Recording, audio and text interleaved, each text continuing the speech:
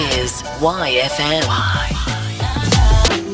Moving on straight to my guest today on the Leaderboard series, we focus on the life and work of a personality whose hard work, commitment, and diligence has steadily propelled him into the top bars of the corporate world and endeared him into the community of financial service providers across the country and beyond. He is a chartered accountant with over 15 years experience in credit finance, risk, operations, strategy, from working in multinational companies across Africa in diverse senior managerial roles. His career began with Barclays Bank in 2007 as a credit operations analyst. He rose through the ranks to group and financial report manager in a finance function. He also worked with Adjective Co. Ghana Limited, a UK-owned impact investor in agribusiness, where he was the finance manager for Ghana and Sierra Leone. He's an alumnus of the Kwame Nkrumah University of Science and Technology, KNUST, where he majored in computer science. Mr. Akwasi Aboagye is the CEO of Bayport Savings and Loans, and my honored guest on the Wiley Leaderboard series this morning. Ladies and gentlemen, put your hands together for Mr. Akwasi Aboagye. Chairman, welcome.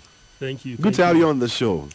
Thank you, and it's nice to be here. I mentioned earlier to you, and I usually don't hide this. First impressions really count. So when I saw Mr. Aboagye's picture, I sort of like built a personality in my head for him. When he showed up, ladies and gentlemen, I was dumbfounded. Such a gentleman. And if you people know Rev and my height, and I'm saying somebody that passed me, if you know what I talk about. It's good to have you on here now. We've read so much about you, heard so much about you. You come off as a very busy man. People in the corporate space know you as Mr. Akwasi Aboagye, the finance guy. But today we're here to just break things down, let people know the backstory, where you came from, just inspire and give rise to the different plans people have. I believe so much in the power of sharing your experience. They say experience is the best teacher, right? And so if people get to find out where you had to pass before you got here, I believe so much a lot of people will be inspired into picking up their tools, of course, picking up their lives and running forth with it. But of course, I want to start off by knowing where you were born, which kind of family setting you grew up in. How was life for you growing up? Okay, thank you. Good morning to your cherished listeners. Good morning to Bayport. Yes, say good morning to my wife, Nelly, and the kids. I grew up in Accra. I was born and raised in Accra, born in Dansoman. Okay, DC. To Kwame Aboagye, the banker, but he's late now. And my mom was Rebecca Aboagye, civil servant, also retired. So I grew up in Dansoman, and my father moved from Achina in the Ashanti region to Accra, to chase a better life. So in the early part of our lives, we had to move quite a bit. So we started from Dansoman, we moved to North Kaneshi. We went back to Mataheko, eventually ended up at my father's house in New Bawe CP. And then sometime later we moved to Laboni. So I was in Laboni till I actually got married and moved to where I live currently. Wow. How would you describe your growing up process? You've mentioned so many nice towns, DC, Laboni, or the DB sites. Did you have the DB kind of upbringing, or you had to hit the streets? So I won't say I was a DB. My father did his best for us. So in terms of schooling, I started schooling in Prince of Peace in North Kaneshi. So I was in Prince of Peace from kindergarten to class 3.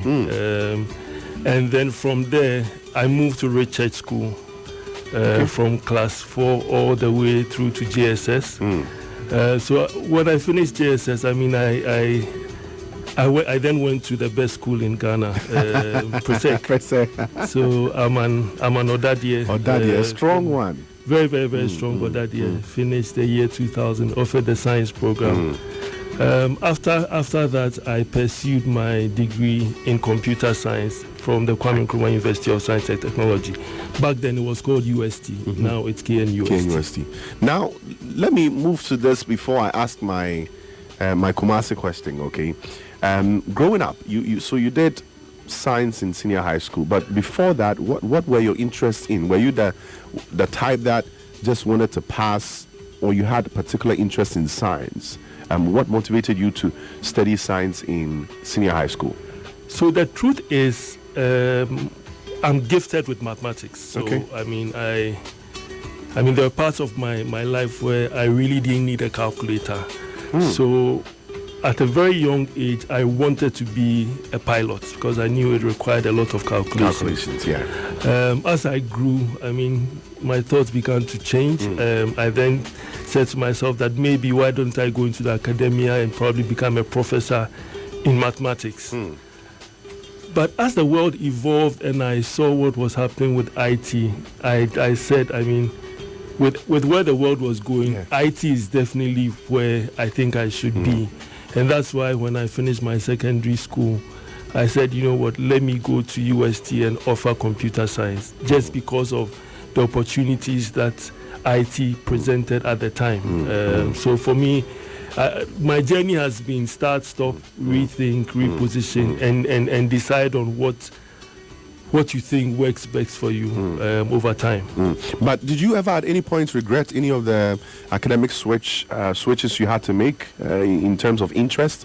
Let's say you wanted to be a pilot, and then along the line you said, okay, computers and IT is taking over the world, so let me try and advance towards that. Did you at any point regret and say, no, I should have just stayed with my initial interest? I'm not someone who cries over spilled milk. I think once you make a decision, you must live with the consequences of that follow decision. And just follow through. And it's interesting because, I mean, today I'm an accountant. 15, 16 years ago, I mean, everything in my mind was IT. If you came to my room, I'd opened up computers, Had diskettes around, playing with motherboards, setting up computers from fresh, setting up networks at home, trying to do everything IT. So when I finished KNUST, I decided to pursue some additional courses in IT. So I did SQL and Oracle database. And after that, I'd wanted to do Cisco. So Cisco is a networking to sort of help me improve upon the career that I was looking at the time. So I went to two institutions, Kofi Annan ICT Center and IPMC at the time. And unfortunately, both of them, the classes were full because around that time, Cisco was, I mean, it wasn't very popular. So as I left Kofi Annan ICT Center, I mean, I was walking from Kofi Annan towards CID headquarters, and I saw a poster on a tree that had said, "Study ACCA here." So, I mean, I knew about ACCA, I'd heard about chartered accountants, I knew how, I mean, within the workspaces, there were quite a number of prominent chartered accountants. So I saw that the distance from where I wasn't too far. So I walked from Kofi Annan ICT Center all the way to GBC. And this was not part of your plan for the day? No, it wasn't part of my plans. So when I got there, the one who was running the school, he was called Sele. I pleaded with him and said, listen, I've heard ACCA. I know it's prestigious. I know it's an accounting course. Can you allow me to sit in your class for just one day? Let me just have a feel of what it is that accounting is about. So I went into the class, I sat, and I found it to be very interesting. And that's when my life changed from IT to finance. That was the point where I gravitated from being the IT tech person to now focusing on a career in finance. And ACCA obviously had a lot of maths and did a lot of calculations in there. So you had literally just fallen back to your first love. Sort of. Yeah, you can say that. It's fair to say that. Yeah, I think it's fair to say that. I mean, I didn't struggle as much with the math portions as I did with reading, which is where I struggle a bit. I mean, my concentration span sometimes is not very, very long. So, but with math, I'm able to stay focused. So I hear science, I hear a lot of math, computer interest, and that. Aside studying in school, did you have any extracurricular, interest? Anything? Did you play a sport? With your height, someone would obviously think maybe you'd play basketball or netball or something. Were you involved in anything as such? I did play basketball. Okay. I mean, I did play basketball, but nothing competitive. Okay. I did Just play did it for fun. basketball. Just play for fun. Play soccer. Do all the things that young boys do. Now, when you moved to KNUST, was that your first time leaving Accra to go stay outside? Yes. Was that a challenge by any chance? No, I don't think it was a challenge, and it stems from the training that I got from Presec. So Presec is one institution that, I mean, we have produced a number of the best scholars that Ghana has. But when you go to Presec, there's a training regime that builds you for the future. There are some courses that you don't have teachers, where we as students come together and study and learn from our mates. So when I moved to KNUST, really, there was a certain foundation around being able to focus that made it easy for me. And also in UST, I had a group of studying partners where, I mean, the principle was on a daily basis, you need to be able to do a minimum 1 hour of reading. So even before we went out, I mean, I used to go out in the evenings to have fun with boys. But before I did that, I always made sure that my 1 or 2 hours of reading, I did that. So adjusting wasn't really a big issue for you. A big issue for me. I mean, it was also a time for me to be away from home and have some freedom. Was it tough, making decisions and sticking to them? This is you, a young guy studying in a region where, if I'm wrong, correct me, your parents, your family members were not around. You had your life to yourself, but you decide, okay, you go and chill, but still make time to come and study. The element of discipline in there, was it something you had to just adjust to, or it had been with you since? I think for me, if there's one thing that I always say to people, you must know why you are where you are. I like that. So regardless of where you find yourself, you must have a certain focus. So in UST, I mean, we did what boys did. You go out, you have fun, you party.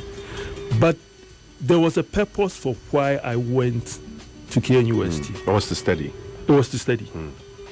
So I needed to make time to study. And I had a good support group, which is the people I studied with, where we studied every day for 1 to 2 hours. I mean, between 5 and 8 p.m. And after that, I mean, you can do what the boys did. Which hall were you at? I was affiliated to Unity Hall. Okay, but you stayed off campus? I stayed off campus. I was in Idiasi. Okay. I was in Idiasi for 3 years and went to Kenton Chrono in my final year. All these are areas I'm very familiar with. I'm a Kumasi boy, so I know the vibe. I actually really wanted to go to KNUST, but they bounced me twice. But I mean, I believe in what God has for us. Had it not been that, I won't be here today sitting with you. Now let's delve a little bit into your career. I mean, where it really took off. I'm told Barclays Bank. How did you land that opportunity? Do you remember your first day approaching the work? How did you go about it, and how did the first day feel? So with Barclays, I remember in 2007, I think Barclays had embarked on the expansion, and I think through the expansion, some of us, the young people, got opportunities to come in there and work. I think for me, when I went into Barclays, I mean, I was in operations where my job was data capturing. I mean, what I saw was, I mean, it was an opportunity for me to build myself and understand what goes into banking and not just what I do. So each and every task that I was given, I approached it not just doing it, but making sure I understand what goes into it. So it was a learning curve for you. For me, every day is a learning curve. I mean, I even to this day, every single day is a learning curve for me.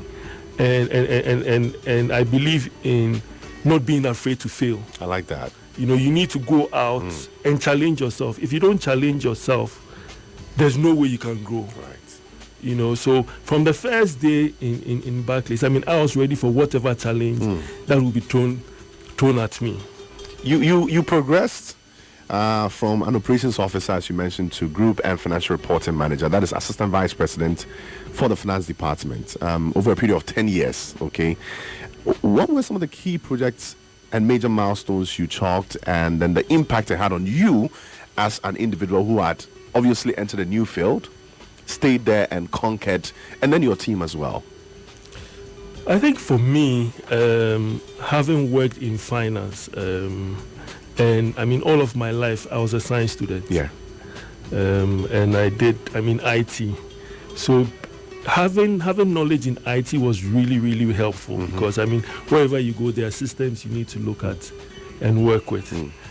But the part I enjoyed was being able to now make sense of what I had studied from the accountancy. I like that. If we talk about projects, I was involved in, I don't want to go into too much detail, but the new standard for financial instruments, which is IFRS 9, I worked on that. There were some system developments that I worked on.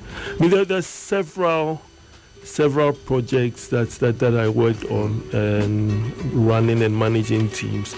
So all in all, I'll say ABSA gave me the ground to grow because a lot of things were challenges and things I had to work on from scratch. And this is then Barclays. Which I actually had to, learn, pick up books, try and go back and understand. So this is what it actually means. Okay, let's apply it this way. And I think it was a good learning ground for me. And I feel this was around the same period IT was taking over the banking system. They were trying to infiltrate the banking system with IT, involve new technologies and that. So it must have been a good moment for you, knowing the background you had, the interest you had in computers and IT, and then you find yourself in the financial field and boom, the change comes. There's a steady movement of, things from one platform to the next, and you knew it all. You knew some, and you were still learning on it, but it must have really felt good. I think for me, that was, I'll say it's a blessing. Having those two skills, having the technical finance knowledge and being able to blend that with having an appreciation of systems and being able to play with applications without being afraid actually made it easy for me to do what I did. I like that. And it's probably one of the reasons why I was able to progress as much as I did. So you stayed with Barclays for how many years? 11 years. Yeah, 11 years. And then how did, one would expect you move on to maybe another banking field, and then agribusiness came in. You moved on to agribusiness with AgDevco Ghana Limited as finance manager for Ghana and Sierra Leone. It was still a corporate field, but what was different and exciting about this job, and why did you even decide to take it in the first place? I'm someone who doesn't change very often. Okay. But after working in the bank for over 10 years, I felt I needed to challenge myself. At some point in time, I started getting some interest in agric. And I wanted to understand the commercial aspect of agric. So when the opportunity from AgDevco came knocking, I felt it was the right move to make at the time. Just to go and understand agribusiness, how does agric funding look like? What are the real challenges with agric? Just get you closer to understanding, what the real challenges with agric are, so that I can broaden my knowledge around that. So it was just still you wanting to grow and learn more. Yes. Life had just presented you an opportunity to learn something different. Yes. And then you got in there. Now, when you got in there, were things as complex as it sounded maybe before? Because this was obviously a field you had not, touched before, agribusiness. Were some of the concepts entirely different from what you had made yourself, used to, per your experience in the past? I won't say so. I think for me it was an eye opener into understanding what goes into our creek, what goes into our creek financing, what the challenges are, real life challenges. I mean, seeing droughts, seeing what really happens in the agric ecosystem and the economic impact of that, and the finance part and the commercial viability portion of it. I mean, that for me was where I was able to now understand it and put all of the pieces together. And I'm sure in between that lies a solution bit of it, where maybe technology will just come in along the line. You feel, okay, apart from looking at the finance impact of this, what can be done with technology, with what I've learned? So it was just a lot of ideas running through your mind in the course of all that. Yes. I mean, I always think of things from a solution point of view. So I mean, how do we solution? How do solution? So I mean, some of those thoughts actually came to me, but I was more within the finance. Yeah. I was more within the finance area. In all your years working in the banking and finance sector, and of course, let me add the agribusiness bit of it.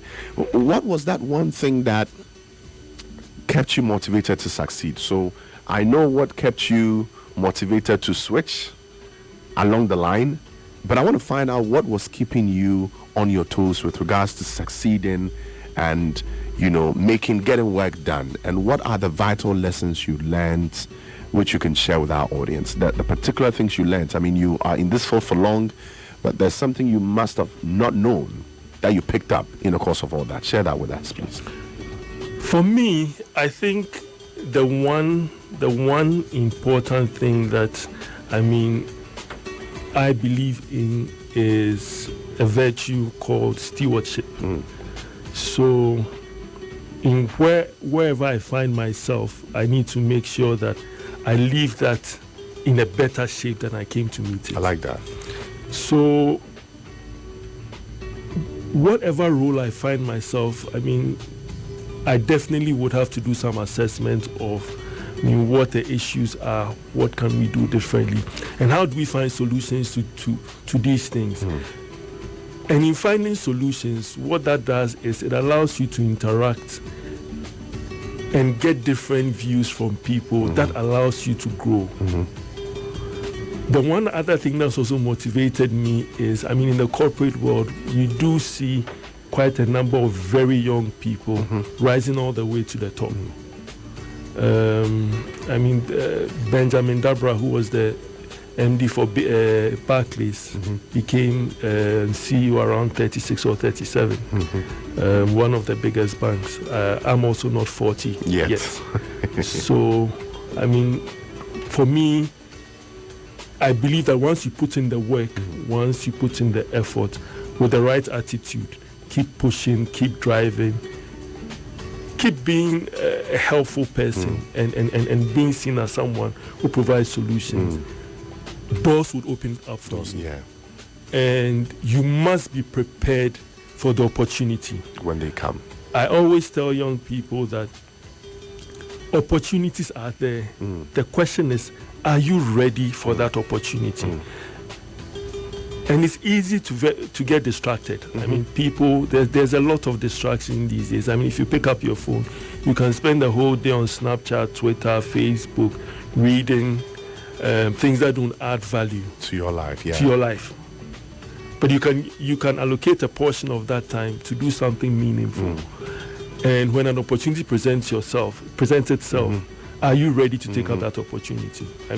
I think for me, what I've always done is prepared myself for the next opportunity that's available. I like that. Thank you so much for that. Now, were you at any point mentored by any personalities? And before that, did you have role models? People you looked up to from afar? Since you mentioned names, So I do have a number of people that I've looked up to up until this point. The first one is my father, who's deceased. I think one of the things that my father's taught me is emotional intelligence.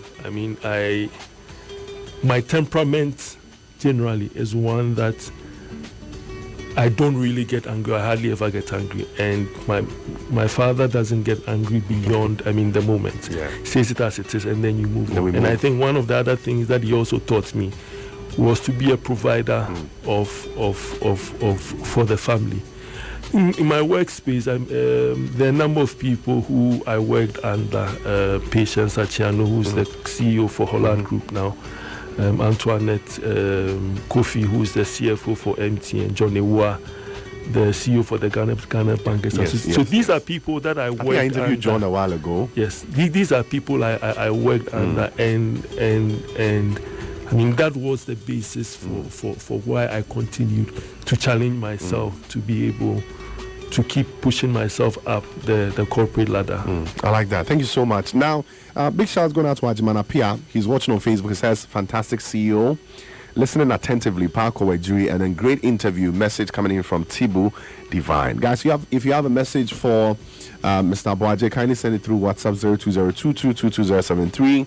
If you're on Twitter right now and you want to join the conversation, the hashtag is #WhyLeaderboardSeries. Mr. Aboagye, between integrity, hard work and commitment, which of these three values are you most likely to prioritize in your line of work? If you pick up a new duty or you are on a project, which of these three values are you most likely to really prioritize? Like the first one, I'm sure they're all important, but the first one you wouldn't want to mess with: integrity, hard work, and commitment. I like to look at it I like to look at things from a spectrum. Okay. So I can't say it's just integrity. Integrity without hard work. It depends on. So you need to be able to marry everything together. Nice words. So the first and foremost thing is you must work with a clean conscience, which is integrity, but you must also be committed. You must be committed and be ready to put in the work. If you know me, it's one of my bad habits, which is working a bit late. I don't mind having to work late just to ensure that things get done.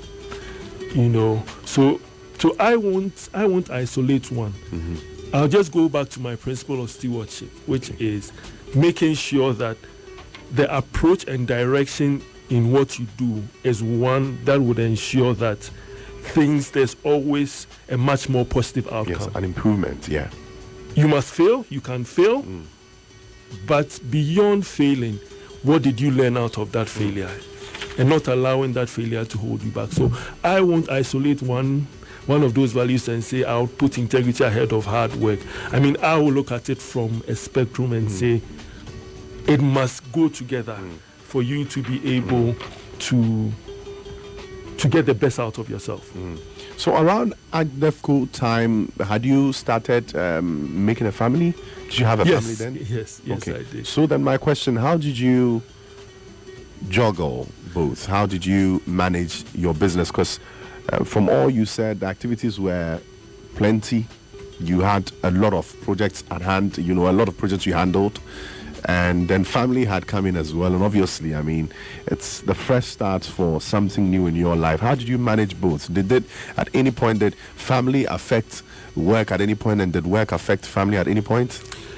No. So, I've known my wife for 15 years. Okay. She's been supportive. She has seen me having to work late. So it didn't really affect home. I think for me, I have 3 kids now. I have 2 boys and a girl, 6-year-old, 3-year-old, and a 1-year-old girl. I think what I've come to realize, which is what in the last couple of months I've tried to focus on, is being involved in the children's upbringing. Sometimes you get so busy, you forget that, you have a family. So what I've tried to do now is to get involved, to do their homework with them over the weekends, try and learn with them. And strangely, there's one thing that, my 6-year-old in class 1, he's doing logical reasoning. And I remember doing logical reasoning in SS1. Yeah. And I'm asking myself, what has changed in the world At class 1, wow. For someone in class 1 to now start doing logical reasoning. But it's just consciously now trying to play a part. Because I think it's men always leave the children to be with the women. And you provide financially, but you also need to be present. I mean, the children need to be able to walk up to you, talk to you, and see you as a father figure. So I mean, that's one part that I'm working on now, which is trying to be a lot more available, trying to help the children learn, prioritize, and just try and work with them.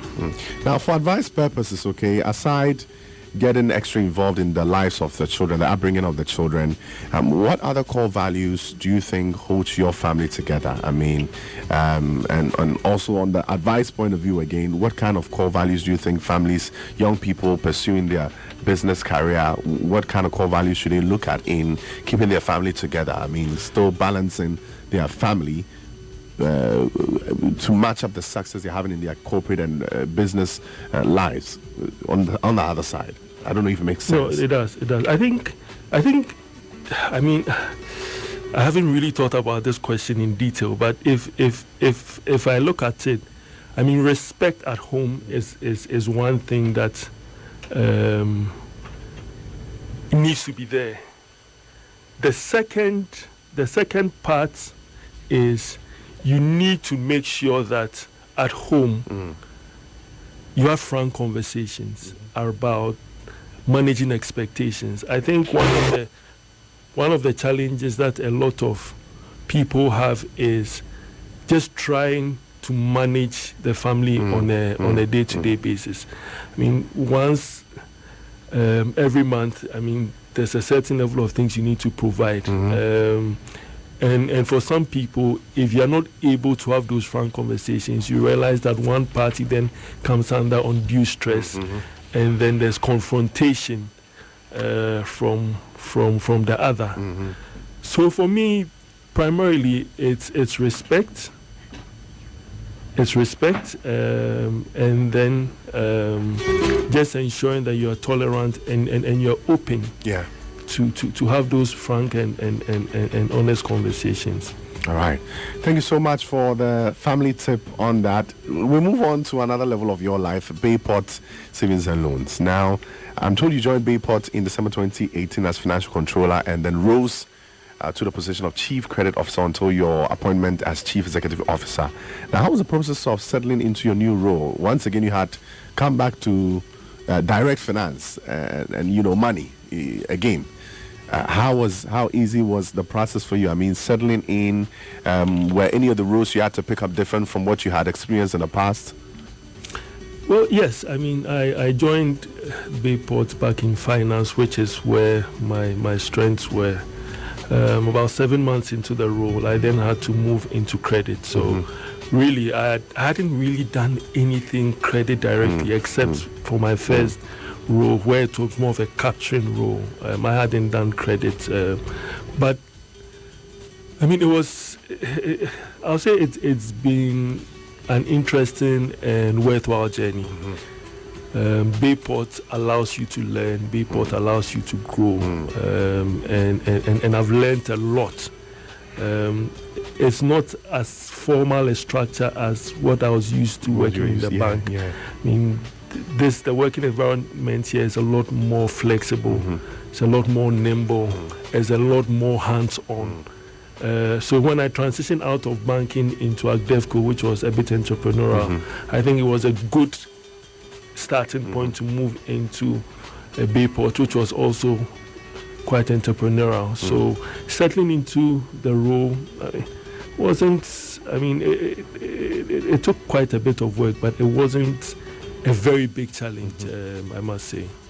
But you had to make a few adjustments. Yes. I mean, every role comes to adjustments. I mean, mine comes with having to work late nights, having to read.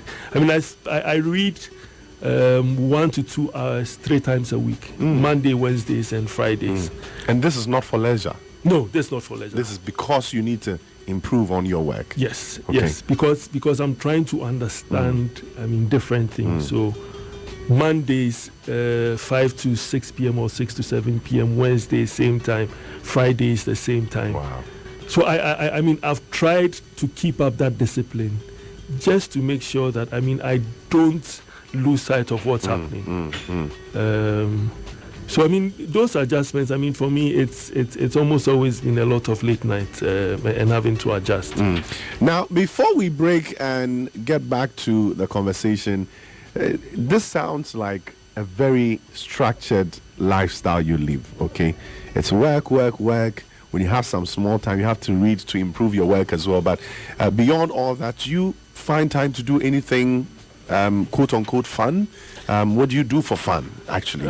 What do if I you do want for to fun? go into a fun mode, what are you most likely to do?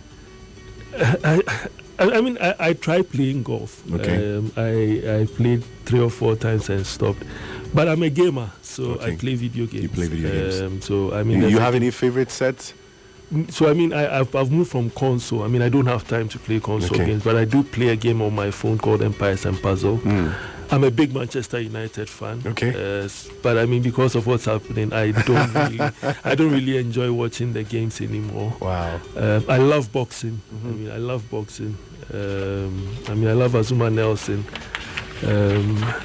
So I mean, outside of work, I mean, those are things, and occasionally I like to drive and travel. So I mean, I'll any favorite travel destinations here in Ghana?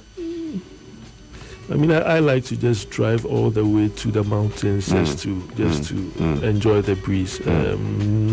Nowhere in particular. Okay. All right, guys. So we have Mr. Akwasi Aboagye, CEO of Bayport Savings and Loans, right here in the studio for Why the Board series.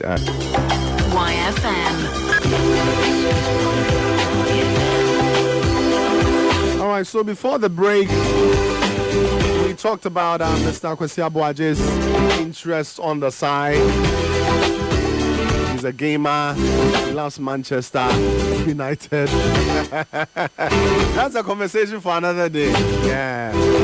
But anyway, so still on Bayport Savings and Loans. Okay, one thing I've observed is that apart from those in the formal sector of the economy, majority of people, I mean, people I come across all the time, find it very hard to subscribe to the savings culture. I mean, saving a part of their income is like draining their blood. How is Bayport Savings and Loans, as a company working towards changing this trend? And what are some of the ways, especially young people, in your opinion, can put some money away consistently, even in these challenging times?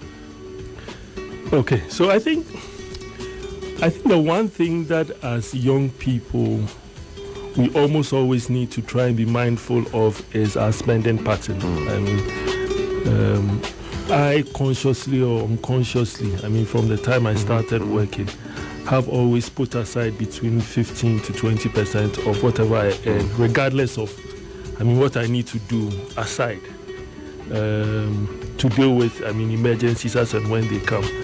But unfortunately, you do see a lot of young people investing in phones and things that don't bring them benefits. So it's important that you actually set yourself a target.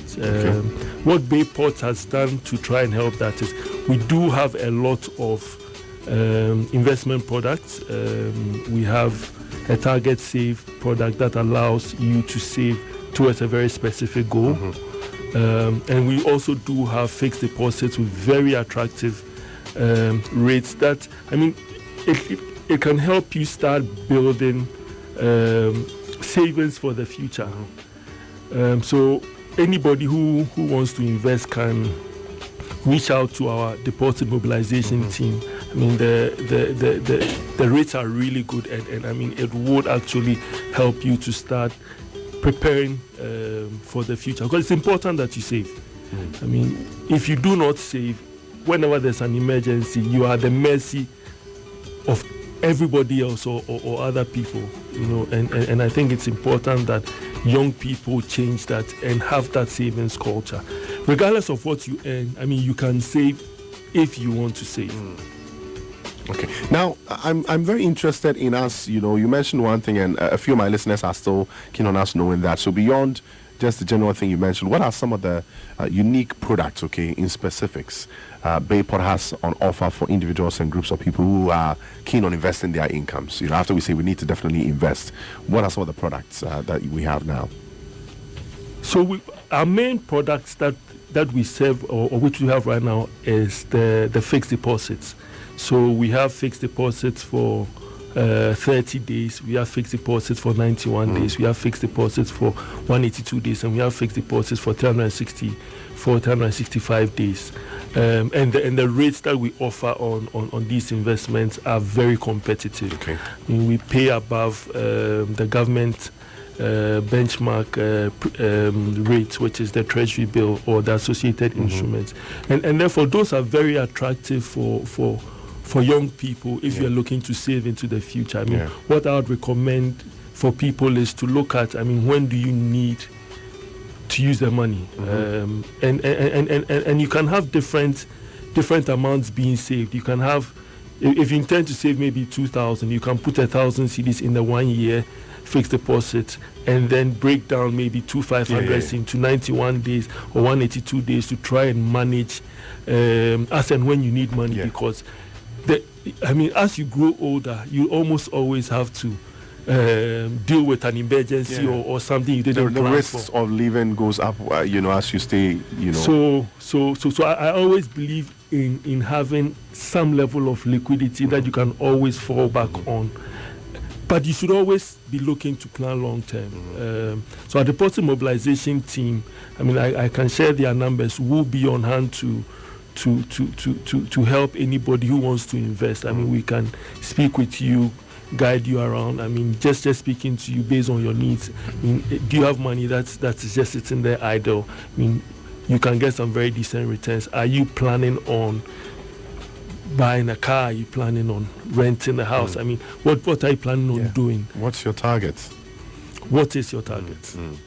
I'd be glad if we could just go to the numbers, just so I don't forget the details. Or you put them out later. Okay. So our deposit mobilization team can be reached on 0244 454 864. I'll just repeat that: 0244 454 864 and 0577 680 914. 0577 680 914. All right, so call any of these numbers if you're interested in accessing the unique services we just touched on. Quick question: how is Bayport positioning itself now to stay relevant and solvent at the same time? I mean, these times are very hard. How is the company doing it? So Bayport Savings and Loans Ghana is a member of the Bayport Group or Bayport Management Limited. We're based in South Africa. We operate out of 9 countries, 7 in Africa, 2 in Latin America, Mexico and Colombia, with a group which has a balance sheet of $1.5 billion. So in terms of the company, we have a very solid group, which ensures that, I mean, we have the right governance structures. Locally also, I mean, in 2017, 2018, we also embarked on digitization. The aim of the digitization was to ensure that as a business, we become much better at what we do. So we have invested a lot in digital. Things like loan processing. I mean, previously we used to process our loans 48 hours. Now we are somewhere around 3 to 4 hours for loan processing. So we have invested in ensuring that as a business, the business is sustainable. It's built on a foundation of technology. We are very efficient. And because of that, we will be able to continue to grow and deliver the kind of returns that the market is looking for, which then ensures that really we are a solvent business and we continue to grow. Thank you so much. Now, at this point, I will take questions from our listeners, 02022220073. I have a few of them coming in already. This one, I think I would have to just restructure. But it says, good morning, Rev Eskin and the crew. Big ups, your guests. Yes, please. Is there any advice for the youth with regards to relationships and then work or our career? What are some of the heavy disadvantages that can slow our pace of work with regards to relationships. I think the do's and don'ts, or if I'm not wrong. Yeah.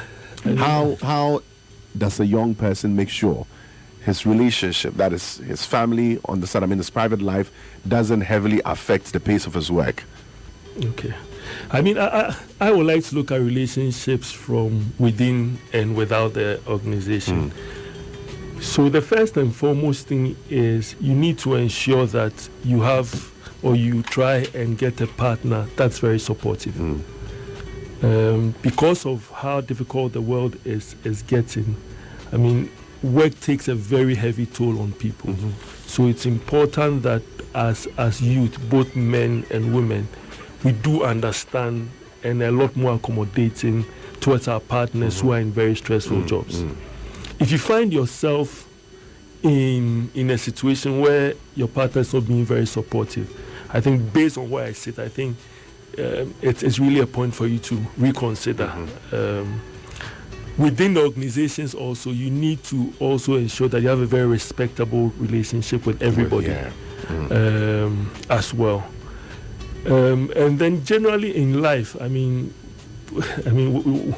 with relationships also, the other thing I also tell the young men I mentor is find a woman who is within your means. Okay. There are times that people put themselves under undue pressure because their partners want more than they can afford. You yourself, you're using a 1,000 CD phone and your partner wants a 6,000 CD phone. You don't earn 2,000, and then you do find young people now having to commit fraud or take loans or get themselves into situations that ordinarily you wouldn't want to find anybody in. So try and live within your means. Try and find somebody who supports you and is very supportive. And try and maintain a very respectable working relationship with everybody. My brothers and sisters, don't try to buy a yacht with a canoe budget. Just live within your means and get what you can afford. Now, on that, you mentioned mentoring, young guys. Between mentoring, access to capital and creating job opportunities, which comes first, top on your list of priorities for young people? I think for me, for young people, they really, really need to be mentored. If I look back and if you listen to the conversation where I started off wanting to become a pilot, because there was one career day that we had in Richard, and one of my friend's father was a pilot, and that's what Yeah. Did he show up in his gear? He did. Okay. He did. So that was one of the reasons why I wanted to be a pilot. Over time, when I realized that my math skills, then I wanted to become a math professor. But if I look at where the world is going now, and with where digital is going, a lot of young people need a lot of mentorship. They need a lot of coaching. They need a lot of direction, because the world of 20 years ago is not the world today. 20 years ago, when you walked into a lot of offices, all the big men had secretaries. Today, you probably find one or two of the very senior people as just the only people who have secretaries, because technology has taken that work away. Yeah. If you look at 20 years ago, if you wanted to shoot a movie, you needed a helicopter to shoot from there. Now drones are doing the job. A drone is doing the job. If you look at processing, there's OCR, which is... So the future or the next 20 years is one where young people need to have a certain skill set that ensures that you succeed. And that's where, a lot of... The rest will come later. Yeah, it follows suit after. If you're able to build yourself, get your mind right, start working on initiatives, on projects that are viable, you get help to find funding. You get support. But it's being able to get your mind into that place that's most important, which is the reason why I think I will put mentorship, guidance, coaching ahead of the others. Mr. Aboagye, how do you measure success? It's said that when you enter a room of, filled with 10 people, everyone's definition of success differs. How do you personally measure success? What is success for you? And what is your most valued life mantra? So, success for me is, and you can see from my conversations that I'm an outcome-driven person. Yes. So, success is something that's tangible.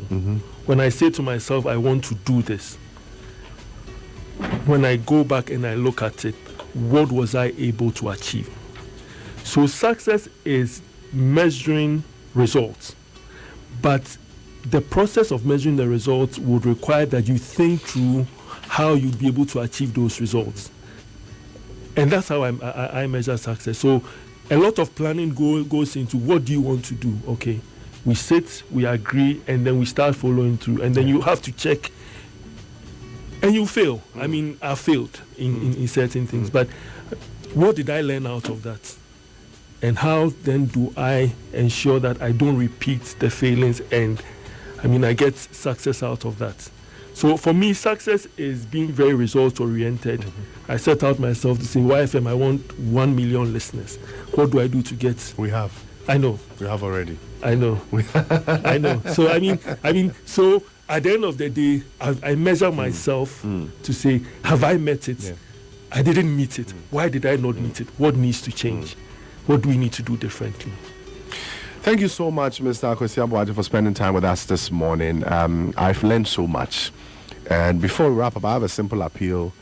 A lot of these things are now being silently amplified. And I use the word silently amplified because a lot is being done, but much is really going into it.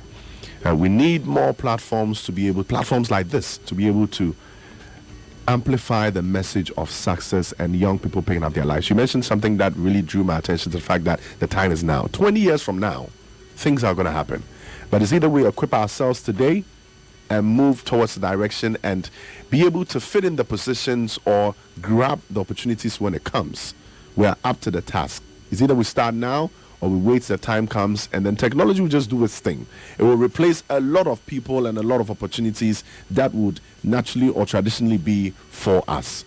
And so I want to appeal to your brand and your outfit to sit and have conversations with brands like ours so that we can, spearhead things like this, have conversations like this on radio, put the message out there, speak about things that you offer. Your company offers beautiful services, things that will safeguard the future of young people now, help propel the level of savings we have here.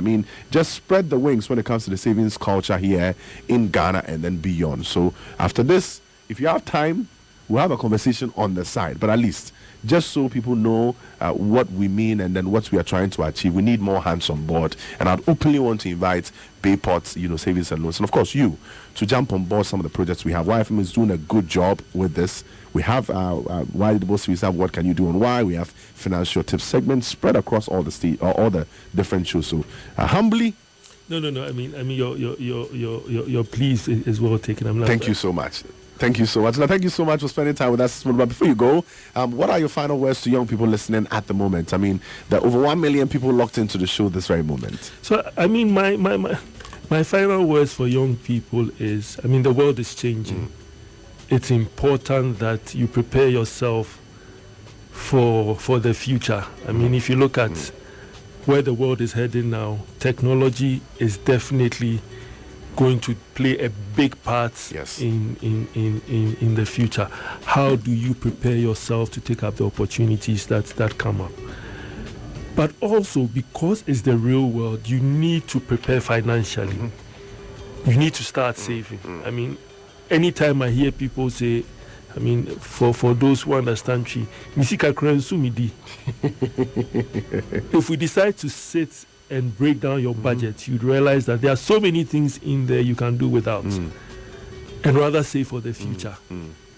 I see young people who've never worked before fighting for iPhone 13s, iPhone 18Y, things that unless you're using it to do some type of business, it's bringing you some direct returns. If it's bringing you some direct returns, then you can go for it. But you can't afford it. Even when the phone falls and the screen breaks, they can't fix it. They can't even fix it. but then that's what they want to use. So people need to save for the future because, I mean, there's so many things that happen and you need to be prepared. So come with us, come save with us. I've shared the numbers of the deposit mobilization team. Speak to our deposit mobilizers. I mean, they would help you come up with a savings plan for the future. So thank you for having me. Thanks to your cherished listeners, and thanks to Bay Portiers who've tuned in to listen to me. I thought we were done, but I have messages coming in on our Facebook still. This one says, very inspiring interview. Thank you, Akwasi, for sharing. Great leader, show yourself and he grants you the opportunity. Bartel says, Akwasi pushes us to higher heights every day. So influential, and his style of work makes those around him learn by default. Salute you, sir. Anto Okra Emmanuel says he's not talked about the young souls he's touching by the way of grooming for higher heights in the corporate world. I think he mentioned that already. And the nickname back at school, such a great leader, full of inspiration. Did you have any nickname back in senior high school? I mean, I have. You had a couple. I mean, I probably have 10 or 15 nicknames, depending on. Anto Okra, I really wish you could let me know which nickname you're talking about. No, I know the nickname is referring to. It's Anaconda. Anaconda. I mean that was my nickname from Preset. But I mean, depending on which part of my life. I mean, I have so many different nicknames. Growing up, I mean, these days I don't really. All right. Doris Narboy says, great boss. Louis Darko says, great submissions from our CEO. Your life is an example for the youth. God bless you, boss. And last one, great job, boss. I salute you. Is coming in from Abdul Jabaru Isa. Thank you so much, Akwasi, for spending time with us this morning. We're grateful. YFM is grateful. Global Media Alliance, the young ones listening, my show is grateful. We wish you the very best, and we look forward to having. I mean, I think beyond this was basically about your life, but beyond that, in the near future, I would love the opportunity to sit with you and talk more about savings culture here in Ghana and how we can move ourselves from this level we're at to the next level. I think it's going to save us a lot of work in the future. This is YFM.